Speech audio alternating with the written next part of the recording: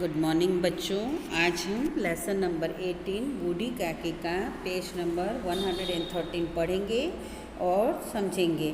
आपको मैंने page number 112 में पहले समझा दिया था किस प्रकार बूढ़ी काकी के पति और बच्चों की मौत हो गई थी और अब वह अपने भतीजे बुद्धिराम के साथ रहती थी और उन्होंने अपने सारा संपत्ति बुद्धिराम के नाम कर दिया था और बुद्धिराम के घर में काकी से लाडली का ही अनुराग था, यानी बुद्धिराम का जो भतीजा था उसकी बेटी से ही प्रेम था उन्हें। अब आगे देखो पेज नंबर 113 हम शुरू करते हैं।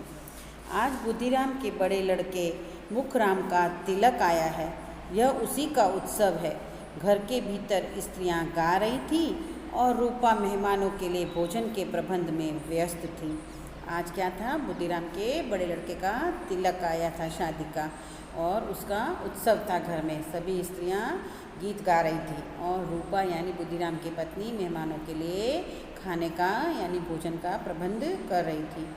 भट्टियों पर कढ़ाई चढ़े थे। कढ़ाई यानी शादी ब्याह में तो बड़े बड़े बर्तन चढ़ते हैं बच्चों, तो कढ़ाई चढ़े थे। एक में पूड़ियाँ कचौड़ियाँ निकल रही थी, एक बड़े पतीले में मसालेदार सब्जी पक रही थी। घी और मसालों की सुगंध चारों ओर फैली हुई थी। तो बड़ी बड़ी कढ़ाइयाँ चढ़ी हुई थी, एक जगह पूड़ी कचौड़ियाँ तली जा रही थी और एक पतीले में बड़े सारे पतीले में मसालेदार सब्जी पक रही थी और उसकी घी की और मसालों की सुगंध पूरे घर में फैल रही थी। बूढ़ी काकी अपनी कोठरी में बैठी हुई थी। यह सुगंध उन्हें बेचैन कर रही थी। वे मन ही मन सोच रही थी, इतनी देर हो गई कोई भोजन लेकर नहीं आया। मालूम होता है सब लोग भोजन कर चुके हैं। यह सोचकर उन्हें रोना आया, परंतु अपशकुन के डर से वे रो ना सके। अर्थात अपशकुन के डर से यानी शादी ब्याह के घर में कोई रोता है बच्चों, वहाँ तो खुशी का और हंसी मजाक का माहौल होता है, तो उन्हें डर लगा कि रोंगी तो सब लोग समझेंगे कि अपशकुन हो गया। तो बूढ़ी काकी अपनी कोठरी में बैठी बैठी सुगंध आ रही थी, पर उन्हें कोई बुलाने नहीं आया कि काकी चलो खाना खा लो।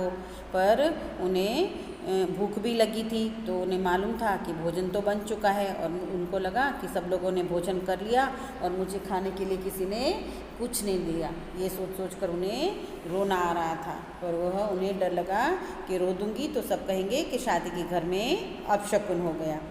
बूढ़ी काकी की कल्पना में पूड़ियों की तस्वीर नाचने लगी। कल्पना में यानी सोच रही थी और उसमें उन्हें पूड़ियाँ दिख रही थी। पूड़ियाँ यानी बच्चों पूड़ियाँ ही होता है।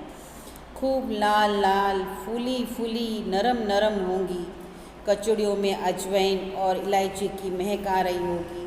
एक पूड़ी मिलती तो जरा हाथ में लेकर देखती। अब ये वो सब अपने मन में कल्पना में विचार रही हैं कि पूड़ी कैसी अच्छी तली गई होगी, लाल होगी, फुली हुई होगी, नरम होगी और कचौरियों में अजवाइन और इलायची डाली होगी। उसकी तो मुझे सुगंध भी आ रही है। अगर कोई मुझे खाने को देता तो मैं हाथ लगा के पता लगा लेती कि यह कैसी बनी है।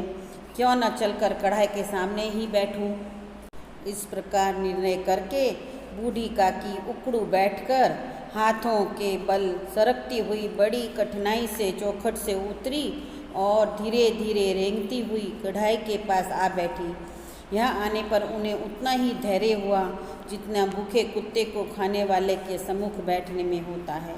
अब यहाँ पर बूढ़ी काकी का जब मन हुआ तो वो धीरे धीरे उकड़ू यानी अपने पैरों के बल बैठकर और हाथों का सहारा लेती हुई धीरे धीरे सरकती हुई बड़ी मुश्किल से उन्होंने चौखट यानी उमरा जो आप बोलते हैं गुजराती में उसके ऊपर से उतरी और धीरे धीरे रेंगती हुई कढ़ाई के पास आकर बैठ गई।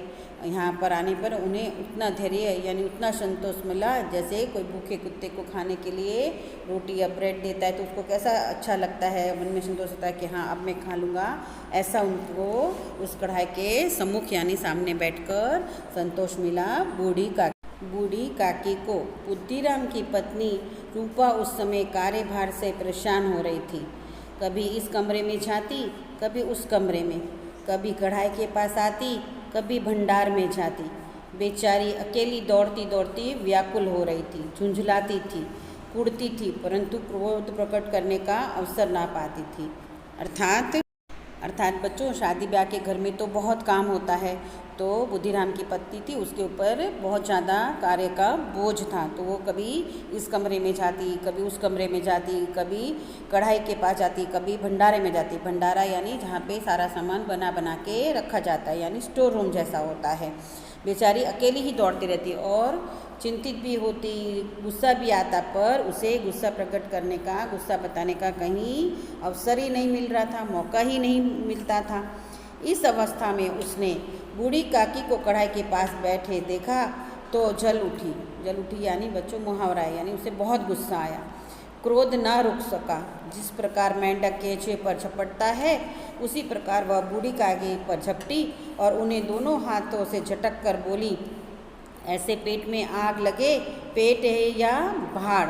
तो बच्चों ये बूढ़ी काकी के ऊपर उनका गुस्सा होने का तरीका था और उन्होंने मुहावरा मारा कि ये उनके पेट में इस तरह की आग लगी है तो ये गलत बात है। उन्होंने बूढ़ी काकी को जब कढ़ाई के पास बैठे देखा और वो तो वैसे ही झुंझला रही थी, उन्हें गुस्सा तो आ ही रहा था, तो वो इधर से उधर दौड़ भी रही थी। तो उन्होंने बूढ़ी काकी को गुस्से में कहा कि ऐसे पेट में आग लगे, पेट है या भाड़।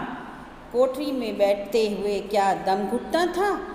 तब सभी मेहमानों ने नहीं खाया, भगवान को भोग नहीं लगा, तब तक धैर्य ना हो सका और वो काकी को जली भुनी सुनाने लगी कि तुम क्या कोठरी में नहीं बैठ सकती थी, वहाँ क्या तुम्हारा दम घुट रहा था, अभी तक मेहमानों ने खाना नहीं खाया है, भगवान को भोग नहीं लगा है, तुम काकी को कहती है कि तुम्हें क्या इतना धीरज नहीं था।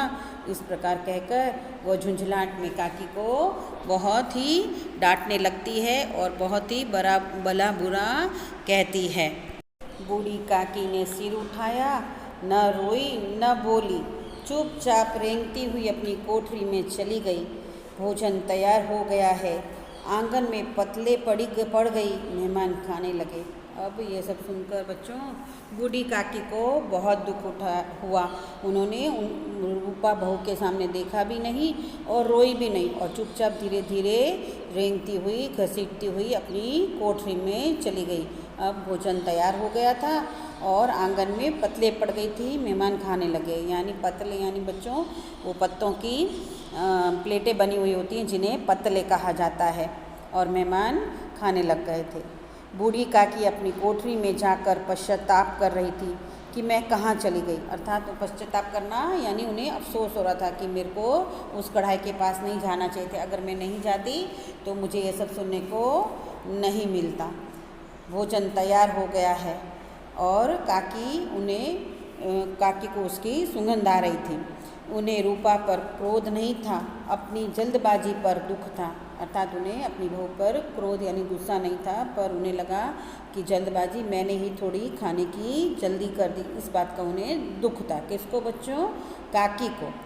सच ही तो है, जब तक मेहमान लोग भोजन न कर लेंगे घर वाले कैसे खाएंगे। मुझसे इतनी देर भी न रहा गया, अब जब तक कोई बुलाने ना आएगा नहीं जाऊंगी।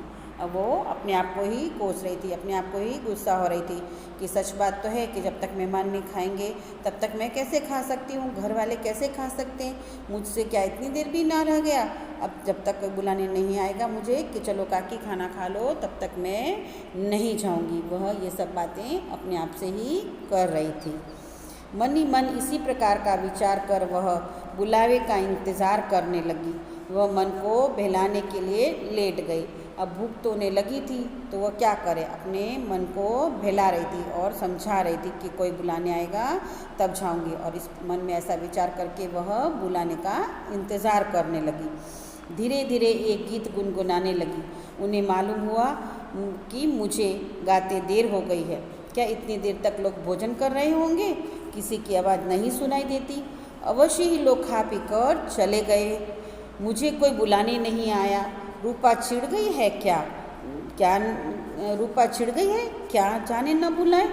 तो अब वह अपने आप से कह रही है कि मैं तो बहुत देर से गीत गा रही हूँ, क्या इतनी देर तक लोग थोड़ी भोजन कर रहे होंगे, खाना खा रहे होंगे, किसी की खाने की बोलने की आवाज़ नहीं आ रही है, क्या सब लोग खा पी कर चले गए होंगे, क्या बहू रूपा मुझसे चिढ़ गई होगी इसलिए मुझे बुलाने नहीं आई। ऐसे सारे प्रश्न बूढ़ी काकी अपने आप से कर रही हैं। बूढ़ी काकी चलने के लिए तैयार हुई। वह यह विश्वास है कि 1 मिनट में पूड़ियाँ और मसालेदार सब्जियाँ सामने आ जाएंगी। उनकी स्वाद इंद्रियाँ गुदगुदाने लगी, अर्थात उनको मन में ये स्वाद आने लग गया और दिमाग में ऐसे होने लगा कि या तो मैं मसालेदार सब्जियाँ और पूरियाँ खाऊंगी। उन्होंने मन में तरह तरह के मंसूबे बांधे। पहले सब्जी से पूड़ियाँ खाऊंगी, फिर दही और शक्कर से कचौड़ियाँ रायते के साथ मज़ेदार मालूम होंगी। अर्थात मंसूबे बांधे, अच्छे अच्छे विचार आने लग गए कि सबसे पहले तो मैं सब्जी के साथ पूरियाँ खाऊंगी, फिर दही शक्कर से खाऊंगी और कचौड़ियाँ रायते के साथ तो मुझे बहुत ही टेस्टी लगेगी। ऐसा वो मन में अपने विचार बना रही थी। चाहे कोई बुरा माने चाहे भला, मैं तो मांग मांग कर खाऊंगी।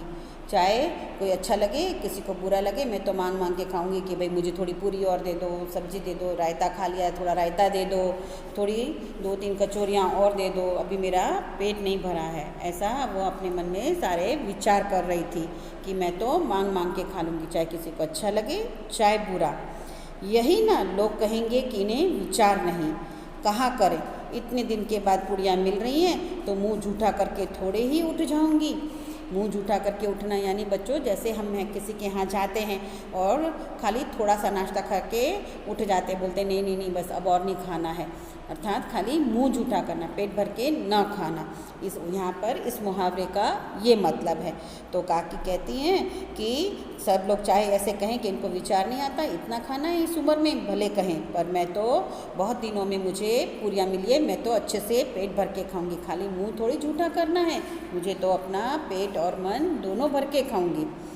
वह उकड़ू बैठकर हाथों के बल सरकती हुई आंगन में आई, परंतु हाय दुर्भाग्य, मेहमान मंडली अभी भी बैठी हुई थी।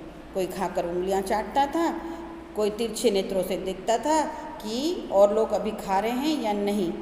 ऐसा अब चाची धीरे धीरे, चाची यानी बच्चों काकी, उकड़ू बैठकर सरकते सरकते आंगन में आ गई। परंतु हाय दुर्भाग्य, हाय मेरा भाग्य कैसा है कि मेहमान तो अभी भी बैठे बैठे खा रहे हैं। कोई उंगली चाट रहा है, कोई इधर उधर देख रहा है कि अभी तो सब खा रहे हैं, कहीं मैं अकेला बैठा तो नहीं खा रहा हूँ। उनको ये दृश्य नजर आया। इतने में बूढ़ी काकी रेंगती हुई उनके बीच में जा पहुंची। उन सभी के मेहमानों के बीच में रेंगते रेंगते धीरे धीरे सरकते हुए चली गई। कौन बच्चों? बूढ़ी काकी।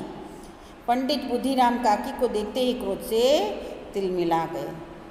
लपक कर उन्होंने काकी के दोनों हाथ पकड़े और घसीटते हुए लाकर उन्हें लाकर अंधेर कोठरी में धम से पटक दिया।